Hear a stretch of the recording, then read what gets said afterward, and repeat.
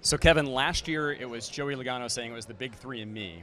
This year it's the three JGR cars and you. I don't know if there's a clever way to rhyme that. Yeah, hopefully it works out the same way. Yeah, exactly. He wins the championship. That's right. You come in essentially 3 against 1. Kyle Petty said earlier this week he thinks you're dangerous in this type of situations. Jeff Burton said he thinks you and your team like it when it's 3 against 1. It's you guys against the world. Do you have that sense? Is that a fair assessment that like the wrestler in you comes out when you're in a fight like this? Well, it's actually a much easier situation to succeed in just because of the fact that you can kind of fly under the radar a little bit. The expectations are a little bit lower. And, you know, for us, we have a lot less drama to deal with, it sounds like, on how the weekend's going to work, how it worked in the shop, and how you're going to split the cars up and who's going to share information.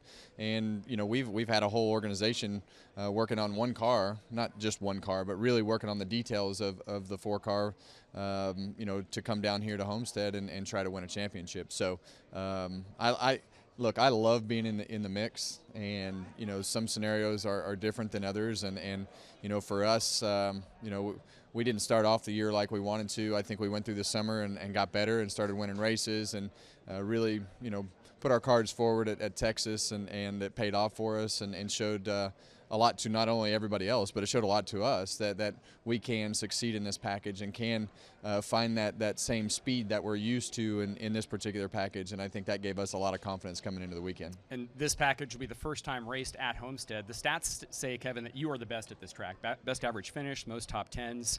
And Rodney Childers, your crew chief, told Parker Kligerman earlier this week that he thinks running the high side against the wall will be beneficial with this package. And he said when you've been successful at this track, that's what you've done. Do you feel confident going in that way? Yeah, you know, I think, you know, for us, we really hadn't had to concentrate on that high groove a lot in the past. And you know, the one thing about this particular weekend is you don't have to worry about stage points. So you don't have to worry about, you know, your car as much during the day, other than you just need to stay on the lead lap. You need to stay towards the front of the field, and you need to take care of your car. So that becomes more of an old school race, I think, as we go through the day, because you know it's going tonight. You know you're going to have to get up against the fence at some point in order to carry the momentum that it takes with these cars to have speed. So we'll just look for Larson and try to follow him when it comes time to get up next to the wall. I'm sure you'll also be looking at your family at this race. You talked after the Texas win about how the team is a priority, but also having your family there. They've been there throughout the playoffs. I'm sure Keelan will be checking tire pressures on Sunday. For sure. But what would it mean to you if you were able to win that second championship and have him there and Delana and now Piper as well? What would it mean? How special would that be? Yeah, well, you know, it was really special to have Piper in victory lane for the first time in Indy and have Keelan and Delana there to celebrate as a family. We're able to do that again in Texas. And, you know, those pictures are priceless. Piper may not remember what's going on, but I know Keelan does, and I know he's paying attention. And it's important, you know, to Delana and myself to share those moments as a family. And Delana worries about it more than I do, but she's worried about Piper knowing exactly what Dad does and being old enough to understand that as you know, I get towards the end of my career. So it's definitely fun to have them there. It would be great to have a picture of all 4 of us with the championship trophy next to Delana, myself, and Keelan from 2014. Yep, he'll be going for a special moment once again at Homestead for the second time. Kevin Harvick will try to celebrate that with his family, Krista, on Sunday at Homestead-Miami Speedway. Well, Krista, Denny invented a new word this week, wamboozled, which I had never heard of in my entire life. Wamboozled. So how did the whole Kyle running in New York thing start? So just a whim or no, or what? We were done with one of the stations or whatever. Yeah. We're heading back to the hotel to go to lunch, and we looked and it was 5.2 miles. We looked. It was 47 minutes. 47 minutes, in right? the car. We're like, gosh, yeah. And I was like, what is, you know? He's like, man, it's just, you know, Trump was in town with a rally, and he said that, you know, that whole area is just kind of shut off. And Kyle's like, man, I could run that in 47 minutes. And so I'm like, you said you could do what? And so he says, yeah, well, I ain't got no shoes. And then next thing you know, a guy that kind of helps me out with social stuff, he's like, well, I've got my shoes. We're the same size. He took his shoes. I think that where Kyle got us is that he hit the walk button on the GPS. Shorter route. Right, and he took the shorter route. I mean, what we thought we were wagering on was a 5.2 mile run, and what ended up being a 1.8 mile run. Much shorter. Much made shorter. It happen and when you in think time. about, and when you Right. think about, let's discredit it as much as we possibly can here. Of course, it took them course. 20 minutes to run Yeah, 1.8 exactly. miles. Yeah, I mean, you so can now you start nearly- doing the math you on can that. Nearly Yeah. trot. Correct. Right, which he might have done. So, all right, let's talk about racetrack stuff. Normally when you win the race before, there's a lot of momentum the next week. I want to ask you an interesting question. Is it harder to carry momentum from Phoenix to Miami because of this race is almost like on its own island with all the stuff that goes on during the week? It's almost like you forget about what happened last Sunday. I haven't. I'm sure I you haven't. for Yeah. sure. I mean, it's just it was such a high, such a huge win, and I mean, 2016 Daytona 500 is a big one, but man, Phoenix is that one. That one really moved up the list, and so just for the significance of it, I just think that we've got a free shot to go win a championship this weekend. After Texas, it was not looking good. The odds were clearly going to be stacked against us in the point situation we were in, and so we've already run Homestead. We won Homestead last week. Yeah. It was a winner go home situation. Good we point. did it, and now we've got that opportunity again. And so, we performed our best when all the chips were on the table. Right. And so that to me says a lot about our team and what we were capable of doing, and hopefully what we're capable of doing this weekend. I want to ask you about how you're going to handle this weekend, because in 2010 you kind of shut everybody out. Even in 2014, you didn't want your manager to talk a lot about the activities of the weekend. This year you're saying, you know what, I'm going to do it differently. I want to have late dinners. I want to have my friends and family. And why are you doing it differently this time around? I'm just going to be me. I mean, I just found that, in 2010, when I had that go wrong, in 2011, I had a very subpar year. I think we won a race, maybe two. But that's at that point I met with Bob Rotella. I think it's been documented about that. And, he just got me in a different mindset, I would say. And so for that point forward, I've had a different mindset when it comes to the racing side of things. Living in the moment, just doing whatever you do. Listen, you're the man. Now act like the man, right? I mean, so, not getting too down on yourself, because typically when you think of the general public and they see you walking down pit road, they're not thinking about your failures. They're thinking about, wow, that guy won this or he won that. So you've got to, as a driver, put yourself in that mindset. So I think this year I've had some other things that I've definitely worked on that has helped me personally and professionally, that has taken my game to the next level. Right. And it's carried really all through the season. Well, Chris, certainly his game was on next level last week at Phoenix. He's hoping for what would probably be, I think he's safe to say, back-to-back biggest wins of his career. If he pulls it off at Miami, he'll be the champion in 2019. Kyle, last year you told us that you studied notes for 3 days, past 3 years for Homestead-Miami Speedway. You buried your nose in data, and you ran horrible. Yeah. This year I see you running through the streets of New York in freezing weather to win a bet.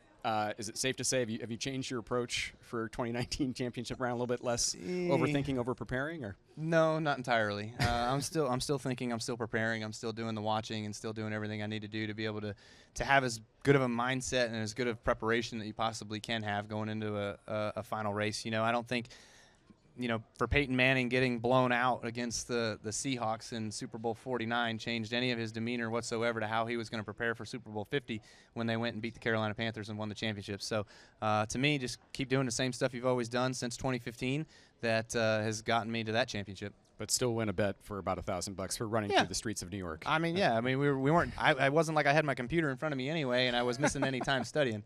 So this race, Kyle, new rules package this year for Homestead-Miami Speedway, like every mile-and-a-half track this year. Does it change your approach at all, and does it maybe fit your style a little bit better? Because with the tire fall off, I would think it's going to be a little bit different than other mile-and-a-half tracks. Yeah, it's there's a couple tracks that we've kind of pinpointed that we feel like this race might play itself out like, and those races haven't been in a while. So a lot's changed in that time span. But overall, I feel like JGR and the way our cars have been set up, and Toyota and TRD, all the help that we've been getting from those guys, bodes well. On paper, it does anyways. So we just have to make sure we execute and do a good job as a group first, and then individually when it comes to the race on Sunday. In terms of execution and speed, you were telling us earlier that you've gone back the last 5 races and kind of looked at, hey, why haven't we been back to victory lane? I think you said restarts were a critical part of that. Is that something you're focusing on for Sunday?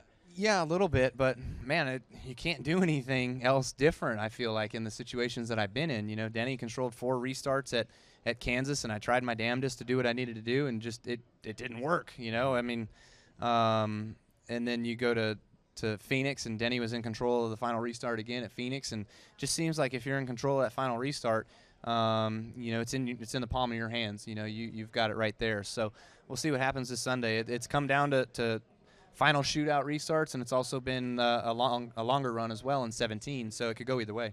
And this is your 5th straight time in the championship round.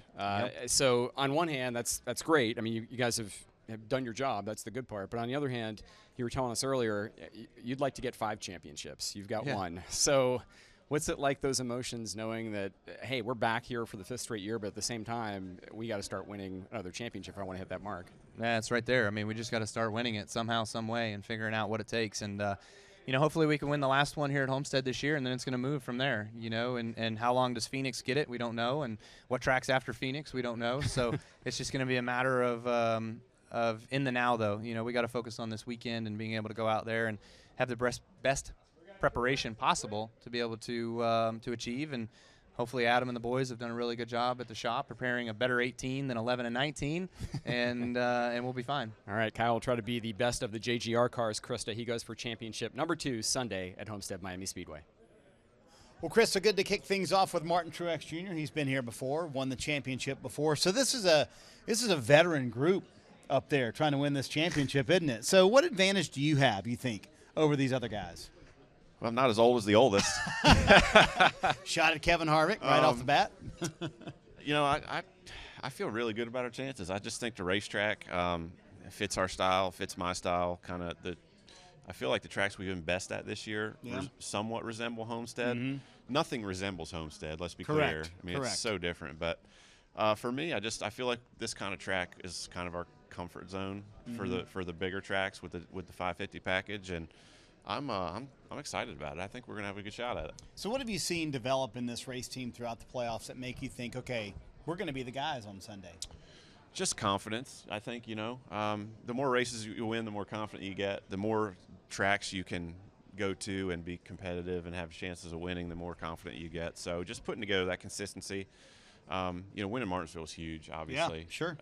You know, to go there and be able to win. Obviously, it has no bearing on what happens at Homestead, but you want to be able to win everywhere. You want to be good everywhere. And I feel like the consistency that we've had in the playoffs has been amazing. And, you know, without Talladega, we'd have a really good average finish. Boy, Martinsville feels like it was forever ago, doesn't it? It does. It feels like it was a couple months ago or something like that. But because you won your way into Miami so long ago, it was only a couple weeks, but so long ago, are you guys flying under the radar a little bit? Like everybody's talking about Denny, everybody's talking about, you know. I mean, I wouldn't think so after 7. You know, we have 7 wins. Obviously. Just remind everybody we have the most wins. Yes. And on lots of different tracks, which we mentioned. But, yeah, I don't know. I mean, this whole thing isn't really, you know, I don't really worry about what people think. I don't worry about who's the favorite. None of that stuff matters. When we show up to the racetrack, it's a race. That's why we race. There's no favorites. Right. We're not the favorite. Nobody's the favorite, right? Yeah. It's a whole different weekend. A lot can happen. You get 2 short practices to make it all work. As I mentioned to you maybe earlier, I feel like one of our strengths is always – it doesn't really matter how the weekend is going. Yep. You can never really tell with us whether we're going to be good or bad. You know, sometimes you say, they look really bad, and then we go out and win the race. Sometimes you say, they look really good, and it's like, it's not as good as we thought. Right. So you just never quite can tell. I think one of our strengths has always just been use the weekend to figure things out. It's not a true indicator of where you're going to be. And, you know, Cole and the guys do a great job of hitting it for the race. So I have a lot of confidence in them, and I feel good about this racetrack. And no matter what anyone or the numbers say, I think we're going to have a really good shot at it. Speaking of things we talked about earlier, you also talked about how you're a different guy behind the wheel, that maybe race day morning you might have a conversation with yourself saying, can we do it? Yeah. But then you're a different guy. How is that when you become a different guy when you put on the helmet? I don't even know. I don't really tell people about it much, but, you know, like I've never really talked about it. I just thought about it this morning. Yeah. I thought it was interesting. I don't even know how that happens. I'm talking completely different guy. Yeah. Like I'll actually, you know, sit there getting ready for the race, like man, I'm not sure I even feel like racing today. Yeah. You know, it's like, what? It's kind of a big deal. You know, you might want to get ready. Right. You know, get prepared. So I just take it real. I mean, that's, I guess, part of my relaxed, chill part of me is like, yeah, it's no big deal. It's just a race. I'm going to go out here and, you know, I'm going to do my best. And I get in the car, I'm like, all serious, on kill. You're like, nothing's good enough. Yeah. You know? Right. It's weird. I don't know. It's crazy. Well, but it might take that Sunday to win the championship. He's might. been here before. He's done it before, Krista. Hoping he can pull it off again here in Miami on Sunday. That's Martin Truex Jr.